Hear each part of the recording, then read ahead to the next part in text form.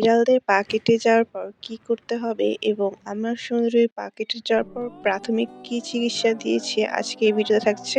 Hello everyone, আসসালামু আলাইকুম, welcome to cat family. গত পর্বে আপনারা দেখেছেন সুন্দরী পায়ে রক্ত পড়াটা বন্ধ হচ্ছিল না এবং আমি ওর পাটা প্রথমে গরম পানি দিয়ে ক্লিন করে নিয়ে সাবলন দিয়ে আমি রেখেছিলাম। পরবর্তীতে আমি পায়ে হলুদ দিয়েছিলাম, তার রক্ত পড়াটা তেমনভাবে বন্ধ হচ্ছিল না। বিকালের দিকে আমি যে ব্যান্ডেজ প্লাস বায়োডিনটা নিয়ে আসি, আর নিয়ে আসার পর আবার আমি গরম পানি দিয়ে পাটা ক্লিন করে নিই। তারপর আমি বায়োডিনটা লাগাই, এর সাথে ব্যান্ডেজটা করে দিই। ইতিমধ্যে ব্যান্ডেজ করার পর সে দৌড় দেয়, আর ওকে ধরে রাখা যাচ্ছিল না এবং যেহেতু পায়ে রক্ত পড়তেছিল ওকে ব্যাগেই রেখেছিলাম কিছুক্ষণ। পরবর্তীতে ব্যান্ডেজ করার পরে আমার কোলেই ছিল সারাক্ষণ। তারপর কোলের মধ্যে এই তো এখন একটু পানি খেয়েছে এবং সাথে একটু ক্যাট ফুড দিয়েছিলাম। আর এই অ্যাক্সিডেন্টটা করার আগের দিনও একটা বড় একটা দুর্ঘটনা ঘটে। পরবর্তী ভিডিওটা আমি আপনাদের কাছে শেয়ার করব। সবাই সুন্দরীর জন্য দোয়া করবেন। আজকে আমি এখান থেকেই বিদায় নিচ্ছি। আজকে আল্লাহ হাফেজ।